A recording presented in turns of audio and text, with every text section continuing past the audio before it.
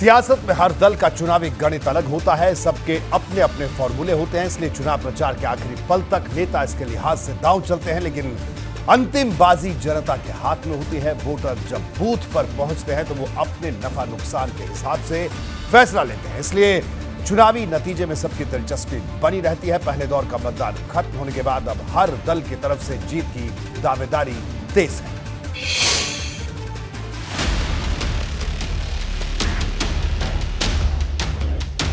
मतदान की तारीख नगर निकाय चुनाव की थी, लेकिन जोश से भरी तस्वीरें ये बयान करने को काफी हैं कि 2,40,00,000 मतदाताओं की मौजूदगी के लिहाज से ये चुनाव सियासी दलों के लिए कितना अहम रहा है।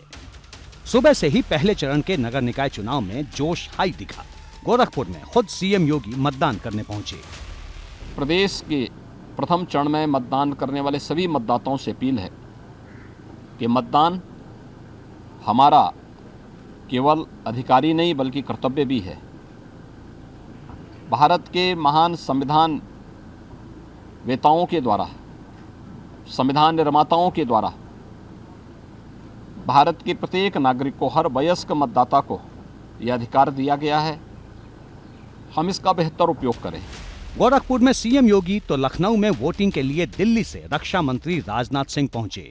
मायावती ने भी लखनऊ में वोट डाला, सभी से ज्यादा मतदान करने की अपील भी की।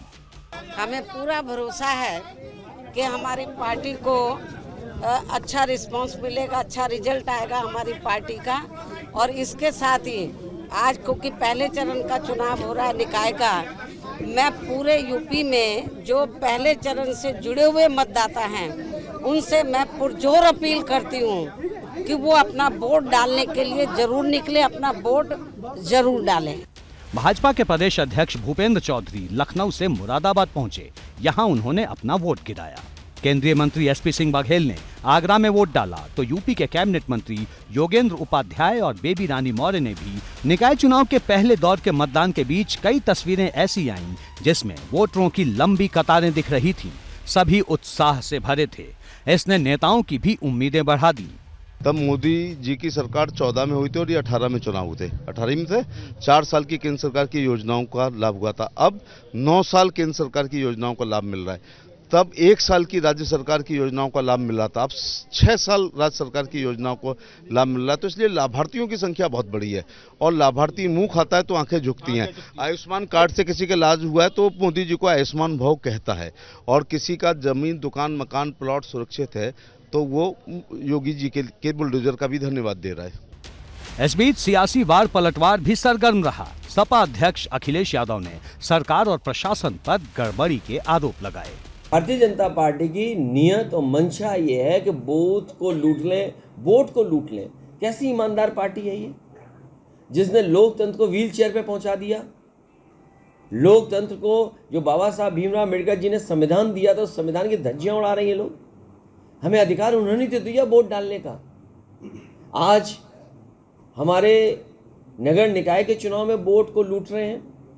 पश्चिमी यूपी में चुनावी गर्मजोशी ने कई अटकलें तेज कर दी, लेकिन तमाम सियासी दलों की माने तो जमीनी मुद्दों पर ही असली लड़ाई होने वाली है। सफाई कैसी है, सड़कें कैसी हैं, और स्मार्ट सिटी के नाम पे लोगों की बर्बादियां किस तरह से की जा रही है, कैसे कैसे बुलडोजर चल रहे हैं, हाउस टैक्स और वाटर टैक्स में कितनी बड़ी बड़ी धांधली हो रही है, ये लोग जानते हैं। क्योंकि बाबा साहब अम्बेडकर के अथक प्रयास से भारत के बालिग व्यक्ति को वोट का अधिकार मिला, और उस वोट के अधिकार से आप बड़ी से बड़ी सत्ता को पलट सकते हैं, यानी कि जनता के हाथ में ताकत है। हम यहाँ सहारनपुर में हैं और पूरे उत्तर प्रदेश में भी जनता जो बीजेपी ने 2022 की सरकार बनने के बाद अब तक काम किया, उसी पे तो वोट मांगने पड़ेंगे ना बीजेपी को।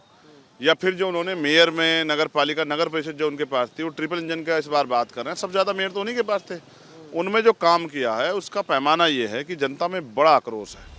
पश्चिम से लेकर बुंदेलखंड और पूर्वांचल से लेकर अवध तक हर जगह तमाम दलों की कोशिश अपने समर्थकों को ज्यादा से ज्यादा तादाद में बूथों तक पहुंचाने की है, जिससे जीत तय की जा सके। हमारी अपील है जनता से, पूरे प्रदेश की जनता से, इस चुनाव में बढ़ चढ़ करके भाग लें और समाजवादी पार्टी के प्रत्याशियों को जिताएं। संदेश है कि काशी इस बार इतिहास रचने जा रही है। रिकॉर्ड मतों से अपने नगर प्रमुख प्रत्याशी भाई अशोक तिवारी जी को और समस्त पार्षदों की संख्या में भी रिकॉर्ड इजाफा होने जा रहा है। कि लोग बदलाव चाहते हैं।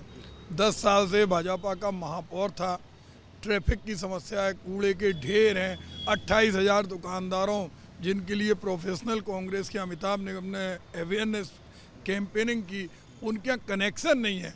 और पहले दौर की चुनावी परीक्षा खत्म होने के बाद अब सबकी नजर नतीजों पर है और इसके साथ ही अब दूसरे दौर का धुआंधार प्रचार भी खबरों के केंद्र बिंदु में है। एबीपी गंगा के लिए ब्यूरो रिपोर्ट।